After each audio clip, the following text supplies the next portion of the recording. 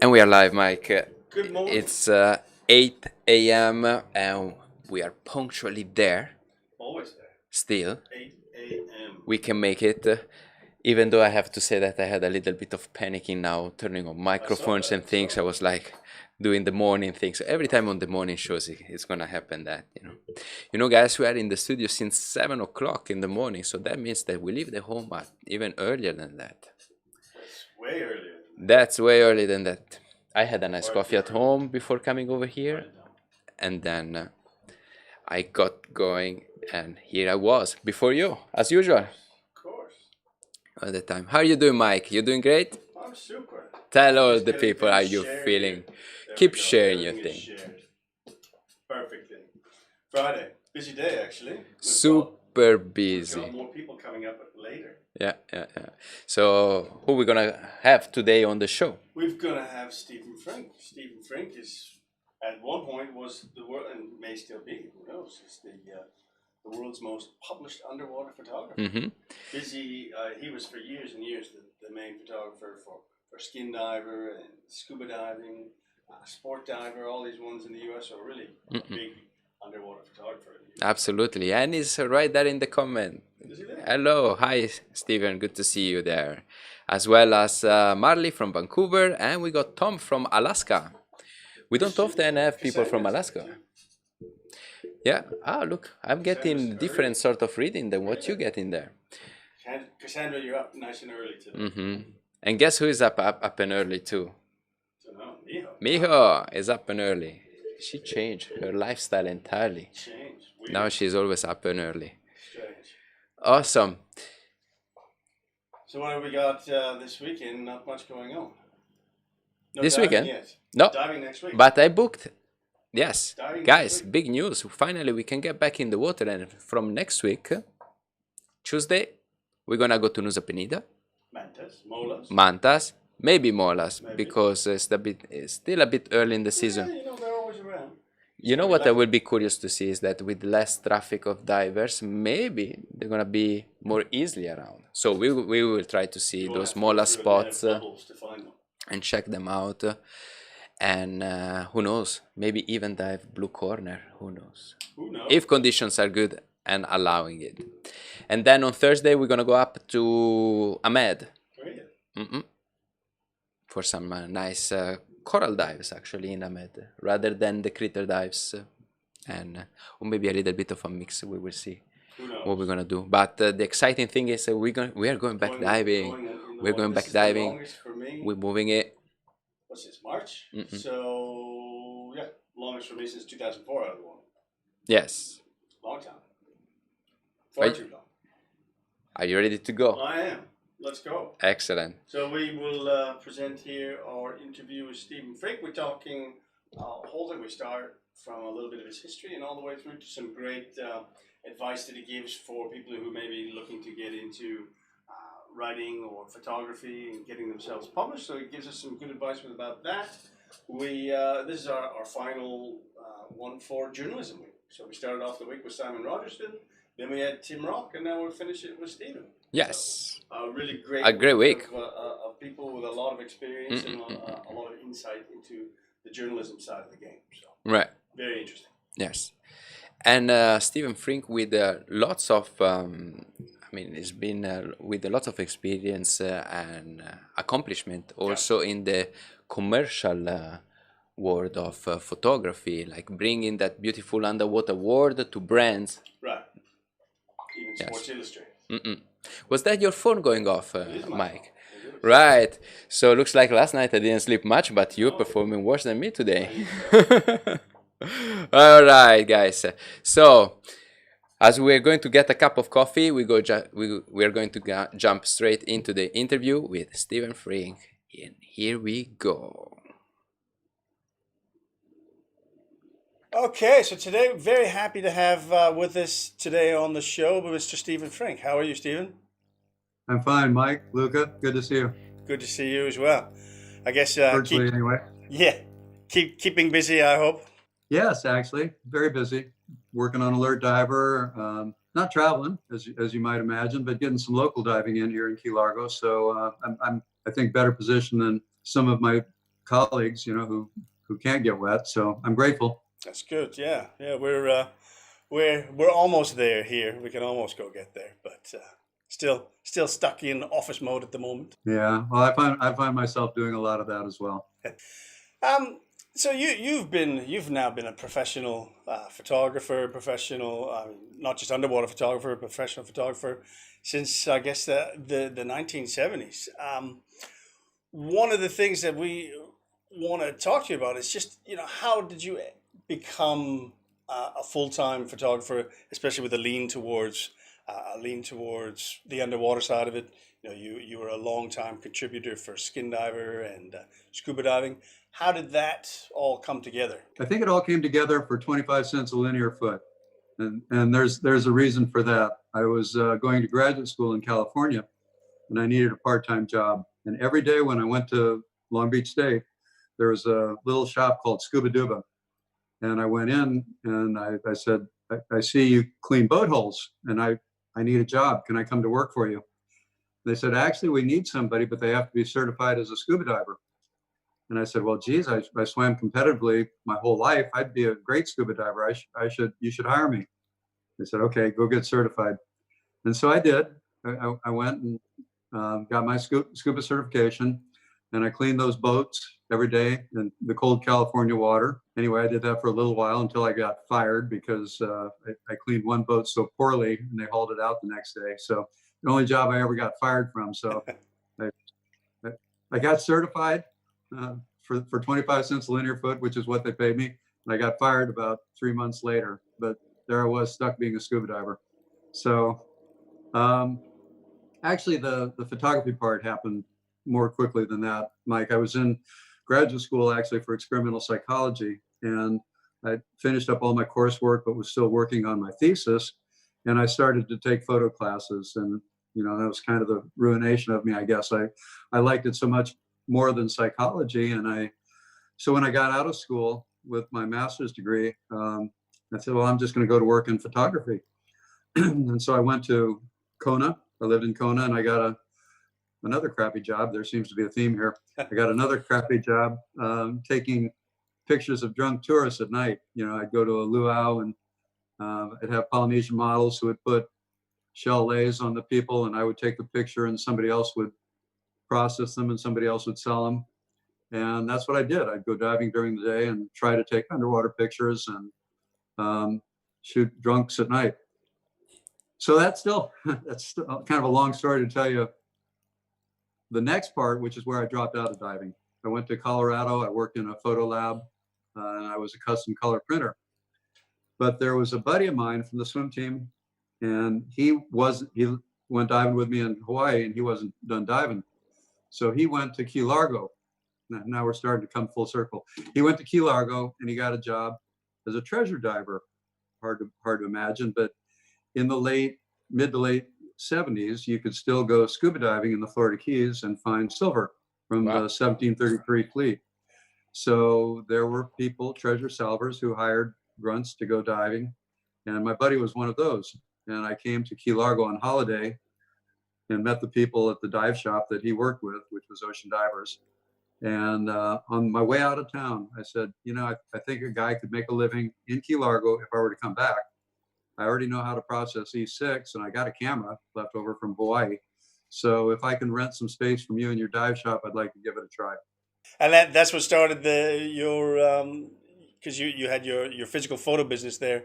That's what started that. Yeah. In '78, I drove into town in my Chevy van with curtains and beanbag in the back and a darkroom sink. I put a darkroom sink in the back that they were throwing out at the lab, and drove into Key Largo in '78 and processed E6 and rented a camera. Ah, okay. Awesome. And that led into eventually, I guess, getting the chance to dive so much and photographing so much that it eventually led to your first work with Skin Diver. It actually, Skin Diver was later. Okay. There was a magazine called Scuba Diving. It was Sport Diver. Sport Diver. It was not the Sport Diver we've come to know later, but there was a publisher named Richard Stewart who did a magazine called Sport Diver, and it was published in Miami. and they were a competitor, an early competitor of Skin Diver magazine. And so they, they needed a job done. They got blown out in marathon, so they needed something done. And I was in the Yellow Pages. I think this is my first gig came from the Yellow Pages. So their editor, a guy named Steve Blunt, called me up and he said, "Will you go down to Marathon and shoot this article?" And I said, "Yes, of course." So, but at that time I'd never shot wide angle, and actually the only camera I had was a Bronica in a CNC housing, so with a flat port, so it was only good for fish photography. But I knew that's not what a magazine needed. So one of the girls at the dive shop agreed to model for me, and I borrowed a Secor 21 millimeter lens, which kind of was a poor man's equivalent of a Nikonus 15. And we went to Marathon and shot it, and it worked. I mean, we had a good shoot. I took it up to them in Miami, showed them the pictures, and they said, we need somebody. Can you go to Cayman and be a photojournalist for us? But we need you to go in 2 weeks. Man, I was there. Yeah. Perfect. It's always so interesting to know. First time I traveled out of the country for underwater photography was on assignment. Nice. Okay. A bit of being at the right place at the right time and having the skills. Well, I don't know if my skills were that great, but good enough for that moment in time. Exactly. And then again, so from there, you've now, between your magazine work and stock photography work, the thing that people have always said, that you're one of the most published underwater photographers in the world. That basically started you along from there, early 80s to now, just continuing every year, being in the industry, putting out new, evolving all the way through to today with the publishing.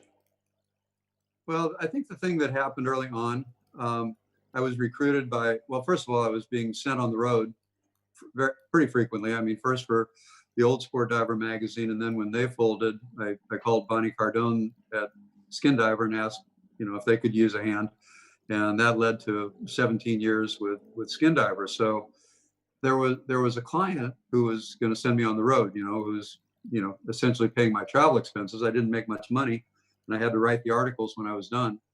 But they did put me on the road, and it created an abundance of images that I was able to multi-purpose. And that was like in the very, like the heyday of stock photography, really. There weren't a lot of people doing what I was doing. And I was first recruited by a guy named Larry Freed, who was the president of a company called the Stock Market. And they were based in New York City. And so they would, be very eager to see the underwater images because, like I say, there weren't a lot of them. And in that era, most stock photography was really done by courier, hard to believe. But like the publishers were in New York and the stock photo agency was in New York. So they would send things across town, and a lot of the things, and the agents, the editors would come into the stock market, or actually, I take it back, it wasn't the stock market. Larry Freed was with the Image Bank. Stock market came much later.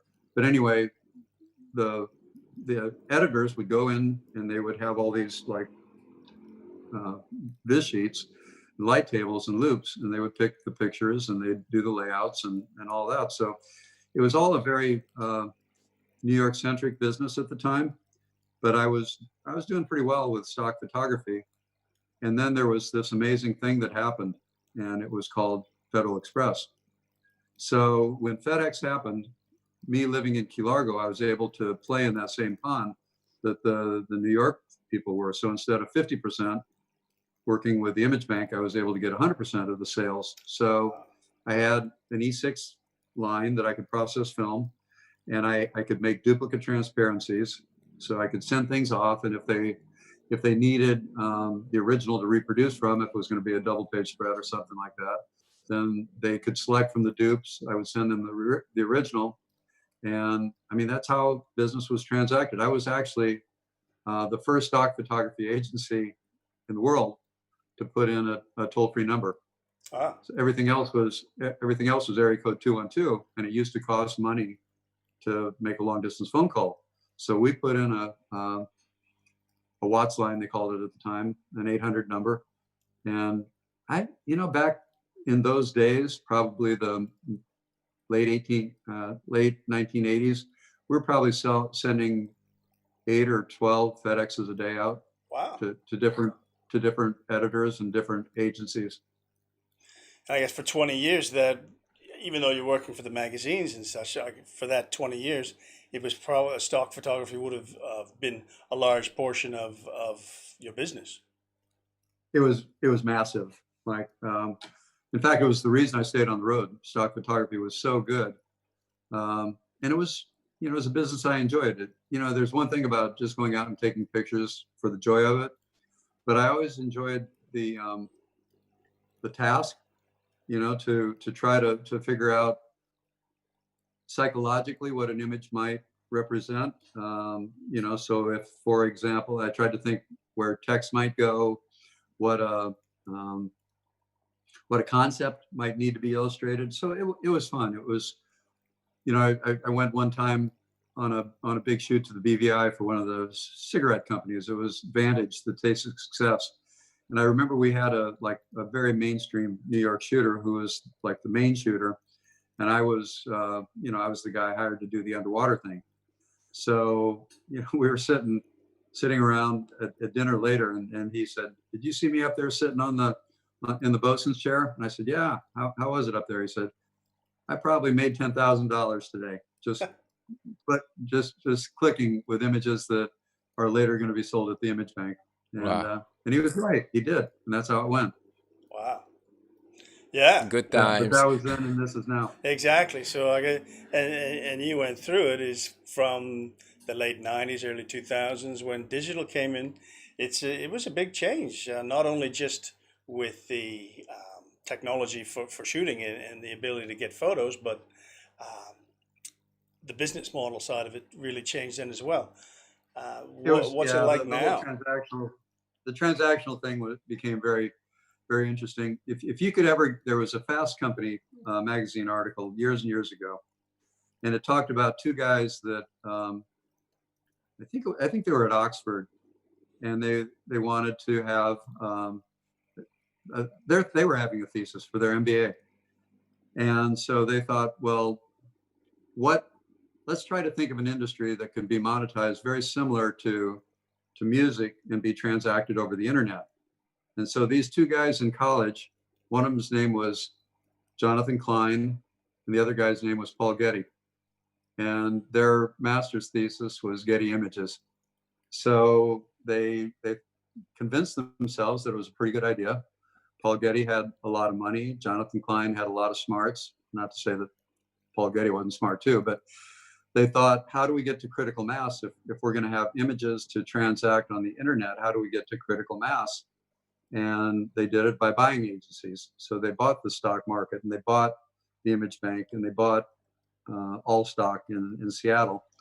So all of a sudden, my images were subsumed by this octopus called Getty Images. And even then it was pretty good. It was pretty good for a long time. And they were the, and the second guy, who was also interestingly in the stock photography business at that time, was a guy who went at it from a philosophical point of view. He thought, I have a lot of money, and I would like to aggregate all the visual content of the world. And I would like to create a stock photography agency to do that. And I'm going to call it Continuum. And I'm going to send agents out to photographers of renown all around the world. And we're going to go through their archives. We're going to take images. We're going to pay them in advance. And then we're going to take them back to our studio in Bellevue, Washington. And we're going to scan them. And that's going to be the basis of our stock photography agency. But I think we're not going to call it Continuum anymore. We're going to call it Corvus. And the guy was Bill Gates. Okay. Interesting. Right. So So Interesting. those were the days. Yeah. And that was also when things started to change from film to digital. And I know a lot of people, not a lot of people, but a lot of photographers, um, say back in the late 90s, especially once it started moving over, they were very reluctant to move over to film. And a lot of them, they just, instead of moving over to film, they just got out of the business completely. But you embraced it, and you were very quickly over into the digital side of things, and fully moved your entire business into the digital side of things.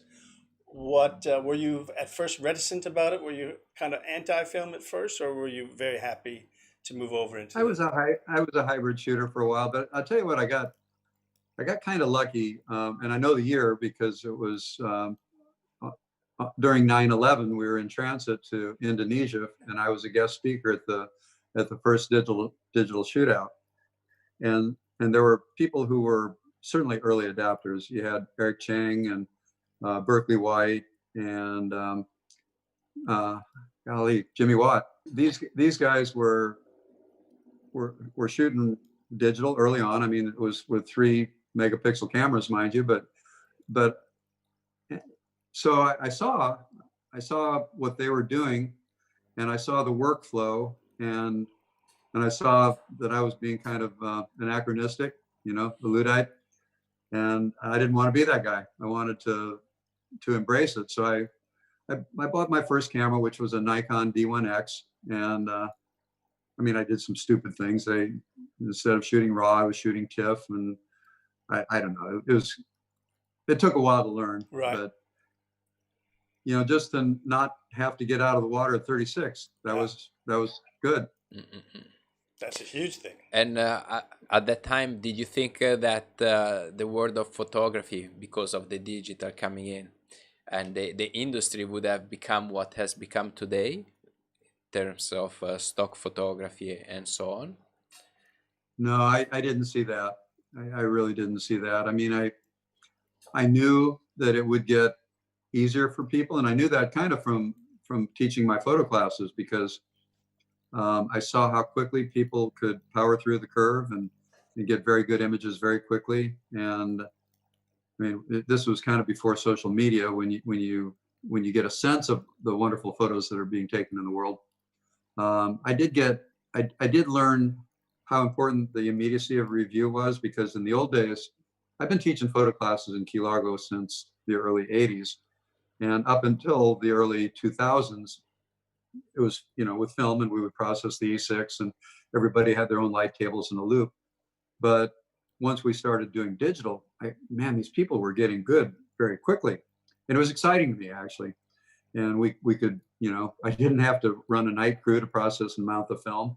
So, I mean, for so many reasons, it was better, because the people were having fun. Plus, I got to say, we're throwing so much film away, and film is a petroleum product. There was the paper, there was the film. It was like maybe before I was as conscious as I am about ecological issues. But yeah, it was just it was a time that had to go away. I'm glad it did. Yeah, I mean, True. looking at it that way, all the Yeah. the chemicals and stuff as well that need to be Oh yeah, I thrown used away to have somewhere. to have trucks come in for silver recovery for my E6 line. Right. So and I couldn't put the stuff in the sewer, because we didn't have sewers in Yeah. Key Largo. We had septic tanks, and so I couldn't put the chemicals in a septic tank and have it leach into the ocean. For so many reasons, Right. I embraced digital, and ever more so today. Yeah, as you say, as a teaching tool, when you're doing courses, it's so much easier to teach, for people to get that immediate feedback rather than film. That's for sure. Are you still For sure. teaching your master classes? I am. I teach Okay. one a year in Key Largo. Occasionally, I'll teach another one in the Caribbean. I've been to Little Cayman and Bonaire, with very successful programs over the last decade. But for sure, I'll do one every year in Key Largo, always the first week of June. And I've been really lucky. It sells out very quickly. It's a kind of thing where we have our own boat. It's a special time for us. It's the best time of weather window in Key Largo. So we get to go where I want to go for, if we're going to shoot wide angle this day, I get to pick where to go. If we're going to, and it's very fishy. Key Largo is very fishy because of this like long legacy of marine conservation. So we only do it once a year. I don't want to do it more than once a year, but for that once a year, we have a hell of a time. Yeah, it's good because it's places, as you know so well, because other people that may teach a photo class somewhere, and they say, okay, we're going to go to such and such a location, and maybe the instructor has actually never been there before. So for you having it as your backyard, you really know, you can really explain people what is going to happen on this dive site, what's going to happen on this dive site. You can really control. Yeah, we can be very specific about the sites that we're choosing. I always work with like really buttoned up dive operators that want us to have a good time. And so we always have good crew, and, they change the boats for us a little bit so that we've got our, all the camera rinses we need and the camera tables. And it's a limited, they might take 38 people on the boat, but I don't. I take 14 students and some crew. So yeah, it's a lot of fun. I missed it this year. I had to cancel it. I canceled all my travel for 2020. Right. So I killed a Galapagos trip in May, my digital master class in June, and even my PNG trip in October I had to walk away from. Right, yeah. We're all in that one together at the moment, unfortunately. I know, terrible. Yes. So one of the things that you've kind of evolved your career path into, I mean, for many years you were a contributing photographer for Skin Diver, and then on into scuba diving, and working at first I guess as a freelance, and then full-time, and then to actually become the photo editor, and now you've actually changed completely, and now you're the publisher at Alert Diver. How refreshing is that to now basically have control over the whole thing? Well, it is wonderful. I don't know if you remember, Alert Diver used to have a lot of good content, but it was kind of like visually modest. Do you remember that era from Alert Diver? Yeah. So that was at a time I was sitting on the board of directors at Dan, and we were analyzing things, and I said, this goes out 6 times a year. It doesn't really have any advertising. What if? Here's a what if, guys. What if we make it a really beautiful quarterly magazine? So maybe some advertisers would like to help support us and speak to our membership, which is it's a wonderful membership. It's people that care enough about scuba diving that they buy dive insurance, right? So it's not a hard message to sell to an advertiser that this is a beautiful demographic, but we had to give them the product. And so to their credit, Dan was very open, and they said, well, you can't stay on the board, obviously, but you can be the publisher. So that's what I did. And that was fourth quarter, the DEMA issue in 2009. Okay. The DEMA issue of 2009. So you'll have to do the math, but I think we've done like 34 issues now. And it's a different magazine, as you just say. It's more of a visual magazine, because I remember back, say, Brett Gilliam had Fathoms, and then he stopped doing that one, and then after that there was no real magazine that concentrated so much on choosing really nice photo stories, and now Alert Diver has sort of taken over that niche in the market. Well, that's the thing that I think Dan was so generous about, because, well, for one thing, you can't buy Alert Diver, right? You can only get it as a member benefit if you're a member of the Divers Alert Network in North America. Your listeners should be aware, though, that there is a free app and a free download. So if they go to their app store and search Alert Diver, they can get the magazine on their devices for free. Right. So, and there's a reason for that, because Dan is very like, their basic philosophy is to try to make people better, safer divers. And so the magazine has never really been about trying to make money, but it has been trying to communicate, to inspire and communicate. I think that's probably what my mission statement is. And part of the inspiration was to try to make the best print magazine that there's ever been in terms of the quality of reproduction.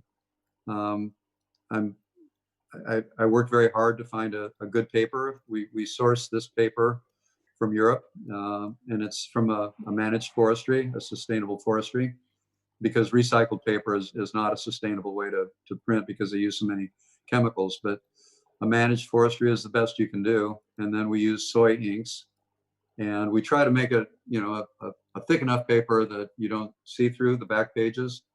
And then I have a brilliant design team and editorial staff. So I'm the publisher in the context that I get to see every photo, and I have a little bit of, I have a lot of input, I guess, into the layout and design. And collectively, we decide what the story should be. But we've got this template that involves dive travel, underwater photography, and then there's this big, kind of the centerfold of the magazine is what we call REM, Research, Education, Medicine. Mm-hmm. And that's really the point of being for Alert Diver, because the Divers Alert Network is eager to educate and make the world a more safe diver. They are a nonprofit foundation that that is really responsible for dive safety. That's that's the number one metric in their life. So if we can communicate this message by means of Alert Diver, and we can keep our readers, who are our members, if we can keep them excited about scuba diving and booking dive travel and buying dive gear, then we've succeeded in our mission, Mike. It's a big time win. And probably this is like I'm thinking back in my 20 years career, and it's been always through these articles from the Alert Diver from then that I could see, like new researches into like many different sort of dive medicine, like we don't have other sources out there where we can find those sort of articles. Yeah, we're lucky. We have a very robust research team who is engaged, with hyperbaric medicine worldwide. So, just as we are a small community of underwater photographers, they are a small community of diving doctors. And, just as we know, what's the best file management system, they know, what are the new treatments in hyperbaric medicine. So yeah, it's, and plus they've also got that 24/7 accident line. Right. And do you remember the story of why I ever went on the Dan board? No, I don't know if that story is widely known. Because I needed them. I was in Vanuatu, and oh man, it was one of these days. There's just these little things that push over from not being bent to being bent. Yep. And it was a trip that I was running. I was kind of dehydrated from the travel because it was so far. And they said, well, you got to be back on the boat at 6:30. You can relate to this, Mike. You got to be back on the boat at 6:30 because we're going to run tonight. So, I was diving like a really primitive computer. It was the Edge algorithm. It was a Phoenix, but it was the old Edge algorithm. And so I did this dive, the last dive of the day, and I said, well, hell, I got to get back on the boat. It's time. And as soon as the computer cleared me out, I went back on the boat, right? And I was sitting at the dinner table when I felt the bubble hit in my neck, and I said, "Oh man, I think I know what this is. I think I'm bent."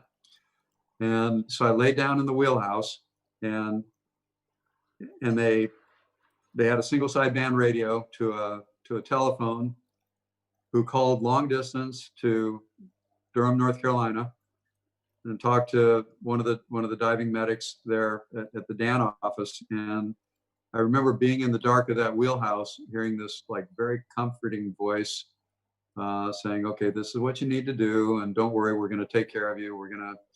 There's no chambers in Vanuatu at the time. There's no chambers in Fiji at the time, but there are chambers in Hawaii. So we're gonna get you home." And in fact, this is so long ago, and it's hard to even imagine they did this. From Fiji to Honolulu, I needed oxygen. And so they arranged for Qantas to drop an O2 bib on a commercial 747 so I could suck O2 on my way back to Honolulu to get my treatment. So Wow. I remember thinking at the time, if this is the network these guys have, and if I can ever give back, I want to. Right. Gotcha. Yeah. Yeah, definitely. They are the guys that we rely on, and we feel they got our back cover. You know, every time there is a dive accident, we are on that phone, and it's, as you said, it's a comforting, comforting feeling. You know, to be on the phone with them. They're always calm and tell you what to do. Yeah, can you imagine going the places we go and doing the things we do without having that backstop? Yeah. It'd be hard. It certainly would. We've had. I haven't had to personally use it, but I've had to organize it for people who have been in the incidents. So it's nice to talk to people like that. Yeah, I mean, who on a live-aboard boat has not done that? Had to make that call to and arrange the evacuation. It's just, it happens every day of our life somewhere in the world. Yep, definitely. So for people that are sort of in that where they're taking photos, they think they might have a skill at writing or things like that. Do you have any insights for, say, someone wants to have they say, I've got this great story I would like to get published in a magazine. Do you have any insights on what people should be doing if they want to do that, if they want to go down the route of becoming a contributing writer or photographer? Well, I'll tell you, the first thing they should go do, they should go to alertdiver.com, and in the search bar, they should type in whatever article they're about to pitch me. So I don't have to write them back and say, well, we did that in the last issue. Right. If you'd read the magazine, you'd know that. But Oops. That sounds like that happens quite often. Yeah, happens enough that I have to mention it. But yeah, there's a very robust search engine on alertdiver.com. And if you type in a destination or a topic, and the article exists, you can scroll down to the very bottom and it'll tell you what issue we published it in. And so if you see something that, that maybe we did in 2011, pitch me again. I'd love to hear from you. Right. But if it's like, if we did it in 2018, give us both a break. But that's not the root of your question. The root of your question is, how do you get the attention of a publisher and get an article in Alert Diver magazine? First of all, we're looking for words and photos. Sometimes the words are so compelling, particularly if it's like an incident insight or one of these stories that people tell us. We just got a great one about a guy who was in Tahiti and came up with some frothy blood. And I'm not going to tell you how it goes because we're going to run it later. But if he has some photos, it would make it's such a strong story. We're going to run it. And, I have pictures from Tahiti, so we can probably come up with something, but words and photos packages are better for us, particularly if it's a travel destination, which I think probably a lot of your listeners are more into that, like an underwater photo or a travel piece. So it needs to be something we haven't done before. It needs to be something that can be well illustrated. We have a very, you have to be kind of self-critical. Yep. If you look at the pages of Alert Diver, you see we have a very high standard. I would never insult somebody, but I also won't run a crappy picture. So, hopefully your standard will be very high. Send me some JPEGs. I usually like to get a small selection of JPEGs by WeTransfer or some commonly used file transfer protocol. And I think we're kind of, for destination work and for underwater photo articles, we're driven first by the visuals. So if the images are killer, we'll probably try to figure out a way to make the story, and we'll hope that they're a skilled writer.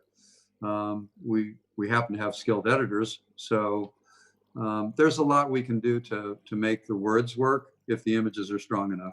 Right. So if it's a place we're eager to cover, and B, if the images are not just good, they really do need to be great. Right. They need to be transformational, and somehow, we don't wish to tell the same story that's been told before. So if those images are out there, and man, we're looking for them. Okay. Knock on our door. Okay, that's good. And what about for young photographers? Do you have insights for young photographers that not just for your magazine, but just in general, if they're trying to get into the business of the commercial side? You know, obviously stock photography is not you can still make a little bit of money, but it's not a great way to go anymore. But what sort of advice do you have for young photographers now who are trying to make money and get into it as a full-time gig? Well, I don't know. That's the hardest question you've asked me today. I quit contributing to stock in the last couple of years. I had some of my staff that have been with me for 25 years. When they retired, it left me to decide, do I want to caption and keyword and upload images to maybe make $3? And I decided I don't. It was insulting. So I quit doing that, and I'm okay with that. But there are enough people that are happy to do it because they're eager to see their pictures in print. There's a vanity press kind of thing, and I don't fault them. I'm happy for them. And if just like social media, there's amazing images on social media, and if they get 300 likes and that like stimulates their brain, I think that's really a cool thing. That's good. It's good for everybody. But how to monetize photography or underwater photography, I don't know. I think maybe that formula that I had early on when I was photographing drunk tourists, you have to, the wedding photographers still have to be hired. I'm not suggesting that's what people want to do, but events photographers still have to be hired. Those are the people that can't be replaced by computer generated graphics, and they can't have their images undercut by by a $3 image on the internet. But yeah, I think you have to carve out some piece that requires an assignment, guys. Luca, I don't know, in your world, how does a guy, what assignments are given? I mean, I still shoot some dive equipment catalogs, so there's that, but they only happen once a year, and you're not going to get one more than one manufacturer probably. Yeah. So there just really aren't that many commercial gigs, I don't think. Do you? No, I don't think so. No. It's especially shooting natural history subjects is becoming very, very hard to break through unless you are really known from the beginning. It's more nowadays putting, let's say, a human factor into your images and have let's say a model doing something that maybe it's kind of cool and trending around. Like nowadays you see lots of free diving images out there that they sort brilliant of work. Stuff too. Yeah, they're very, very talented models and very talented photographers. I think that's a pretty inspirational niche. I'm not sure they're, yes, you see them on social media, but I don't know that you see them monetized. Yeah, it's hard to monetize. Like for us, we both started as underwater photographers for many years, but we actually had to make the switch to video because it pays better than underwater photography. So storytelling. Yeah, and I wish I had better skills with video, but I always had that harsh mistress, stills photography, and it seemed like if there's a finite number of times you can be in the water. And I thought, if I'm shooting video, that's a day I didn't shoot stills. That's so right. I could never quite do that. Yeah, that's right.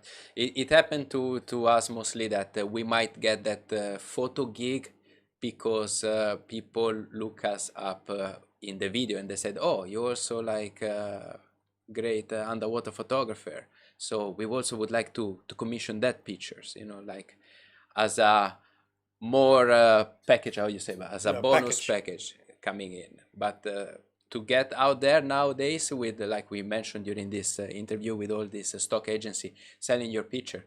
I am on Alamy, that used to be quite a good stock agency in the past, and my last, I got 3 sales in the month of June for $3 each. and that's insulting. It's really It insulting. it is And insulting. I contacted them and sent them an email, and I said, like, it was what my best Mola pictures that I took back in 2015, and at the time still Alamy was giving a little bit better compensation, and I totally left it there. I never uploaded anything since probably 2015 actually on that site, and I see that picture going out for $6, and I'm thinking like, no, that can't be it. Take my pictures I said, down. take it down. It didn't sell for $6 if you got 3, because they don't even pay 50% anymore. They pay Yeah. like 20%. Yes, Yeah. on So you get- 30% is. Yeah, what's 20% of nothing? Let me figure it out. Yeah, That's right. yeah, it's That's crazy. Yeah, but it's hard to actually change that. Yeah. It's very difficult. It's Yeah. impossible. Well, I guess the main thing then, as what you're talking about, doing events and things like that, is flexibility, not just concentrating on being an underwater photographer, but being a photographer with multiple talent sets that you can do different things. You're not just pigeonholing yourself as an underwater photographer, but Yeah, I having saw something flexibility. today on the internet, and I thought was fairly clever. I saw some great images from a photographer from Bora Bora, and he was shooting. I mean, I saw some nice underwater stuff, but then as I scrolled through his collection, I saw, weddings on the beach and beautiful girls like in hammocks, and it was very tasteful stuff, and clearly, he's managed to feed his creative muse with, and he managed to make it not mundane. He's Right. doing creative stuff, and he's, I think satisfying his desire to execute good photographs, yet he has a day job. So that's not bad. I don't think it's demeaning. I think it's, it's what you have to do if you're gonna be a photographer. I don't know. I think there's some level of events or assignments that have to be integrated, because you're not going to make it as a stock photographer. And I don't think there are enough I mean, Alert Diver is, I think, very generous in terms of the compensation, but like I say, we're a quarterly magazine, and we're not going to hire the same people for every issue. So, nobody can get rich because there's just not enough work. There's not Right. enough opportunities to have your images in the pages of our magazine or of any magazine. Right. So I think you have to look at, I don't know, the universe of possibilities, because not one thing. In fact, that's been my mantra, I think, my whole career, because it has never been just one thing. It was, first it was processing film, right? And then it was renting cameras, and then it was shooting for the dive magazines, and then it was taking the pictures that I shot for the dive magazine and selling them for stock. And then, I sold a little bit of camera gear, and then I became the North American distributor for Seacam for many, many years. I don't do that at the moment, but up until last year I did, and it was a wonderful collaboration. And then I became the publisher of Alert Diver. So I think anybody who's coming in today, if the one single takeaway is to be open to opportunity and to be nimble. Right. Think about what you can do to still be an engaged creative photographer, yet make a living. It's not easy, but it can be done. Right. Excellent. Long-term commitment. Yeah. And Long-term commitment. Being nimble and flexible. It's a good idea. Yeah. All right, excellent. Well, thank you very much, Stephen. We have enjoyed this very much. A lot of great insight, and thank you for your time. My pleasure. Thank you, guys. I appreciate you reaching out. Thank you very much. Bye-bye. Bye. Bye. And definitely that was some very nice interview with lots of insights, and we went through a little bit like what you can do today to make it as an underwater photographer or a photographer in general. Yeah, diversification definitely the key. If you got some talent with writing, there's actually a lot of photographers who are great writers, and then there's the other way around, where some great writers become very good photographers as well. So if you can put both of them together, then it makes a great package. Yeah. And definitely, like you were saying also in the comment, the diversification is the key. And it's still, it is still very refreshing to know that there are out there some magazines that have people like Stephen Frink that they really look at top quality. I mean, we scroll through the covers going there, and like all the design of every cover looks like a beautiful piece of art itself. It's not crowded with all those messages and things about the articles, what is inside to grab the attention, like, oh yeah, I want that. It's more like the image. Yep.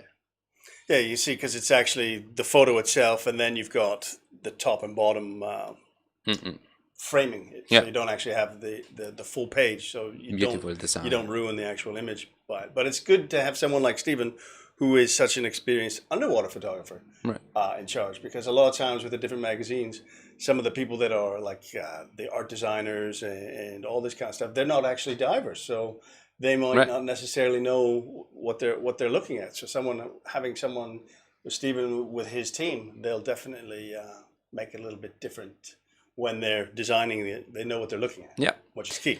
And also take away the very important point that he gave. If you have something special, like if you took some amazing photos somewhere, like, do not refrain, send them over. And even if you don't get, let's say, a feedback, or if it doesn't work, don't stop doing that. Like, if this is really your passion, you need to work hard to get in there. And if you continue to submit, eventually also your work will improve, and you might get the chance to be published, and you always will get rejected a few times, and then you'll get somebody that will take it. So it's good. I've been rejected the whole time. There you go. Learn from that rejection. And then you raise your bar and more and more and more every time, and then you become better and better. So don't let your mood feeling down, and keep going and charging for that. All right, that brings us to the end of this, let's say, journalism week, and we're gonna go into the weekend, have a bit of break, and what's gonna be the theme of next week is gonna be macro. We're gonna talk about macro. Who we gonna have on Monday? Noos Lobo. Noos is a talented underwater photographer from here in Indonesia. He's originally from the Manado area, and he now works on the Gaia liveaboard. So he's got some great images from Lembe, Ambon, all these things that he'll be sharing with us, and some great behavior stuff.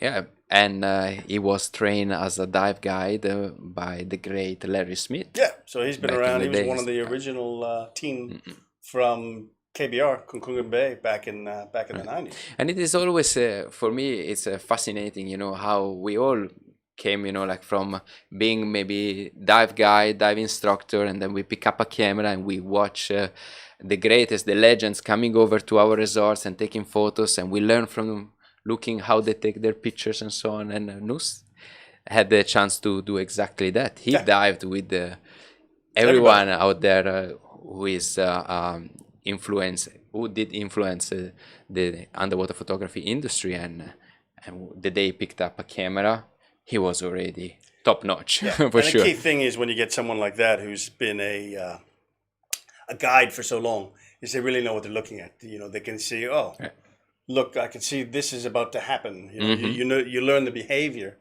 So it really helps you as a photographer. Who knows how much they've seen out there. And many times they know behavior that people don't really know. So it's amazing. So don't miss out on that episode on Monday. And then on Wednesday, who we're going to have? Wednesday, we have Mike Bartek, who was just in the conversation there earlier. He may still be there. No, we actually switched them. We're going to have Dustin Adamson. Don't you remember that? Did we switch Dustin and Mike? Yeah. Or did we switch it the other way around? No, we switched them because Dustin was not going to be around on Friday. All right. So then we have Dustin on Wednesday and Dustin Mike Adamson on Friday.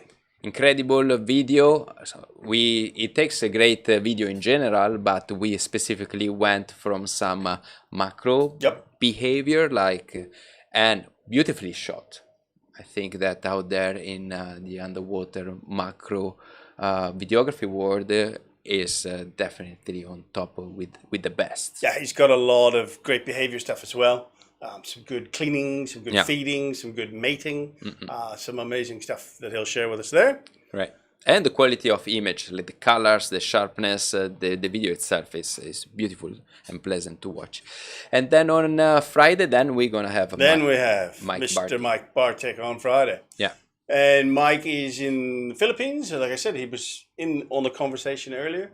Mike is at Crystal Blue Resort in the Philippines. And again, he's in a place where you can get some amazing amounts of macro life. He's in one of the macro centers of the world. So lots of great photos and from Mike, and some great insight on how he goes around and captures it as well. Right. Yes. So, very good interview. Yeah, and very, very into the technique of trying something different underwater, and a guy that spent so many hours in the water, like photographing, which is, and you will see the work that it show us how it pays off, spending also that time in the water, waiting for that behavior to happen.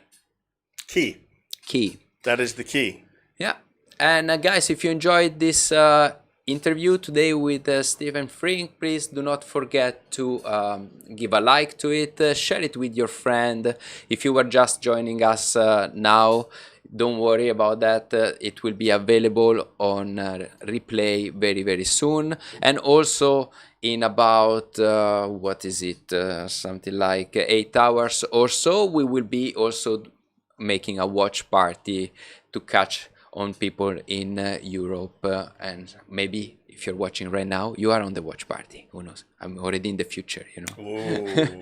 Something like this. Yeah, it's funny when we do the watch party that we are there saying, "Hi, Steve. Hi, Christopher," like this, and the guys they were not there. They were there in the morning. So we have still to, at podcast number 52, we still have like to sort of adapt to the fact that we might be on replay. So if you missed this interview, it's going to be available very soon on our page, The Underwater Tribe. So don't forget to subscribe.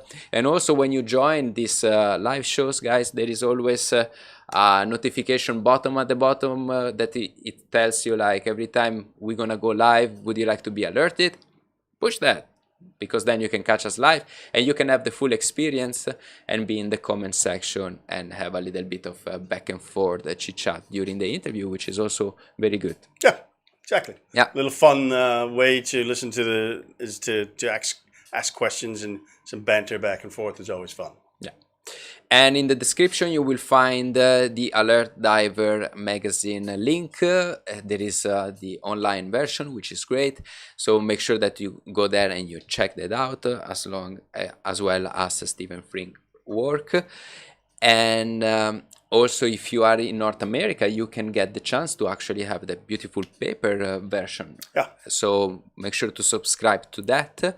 Then, as you know, probably all know, and as we said during the interview, is such an important organization and agency, which have the back of all of us diving when we go to these remote places, or even not remote. If you're not already a DAN member, it doesn't matter where you are in the world. You can sign up. DAN America, DAN Europe, DAN Asia Pacific, DAN Japan, even. So very important to sign up with them before you do any serious diving. Any diving in general, and it's so cheap. Like I think it's something like $50 or something like that per year to be diving insured.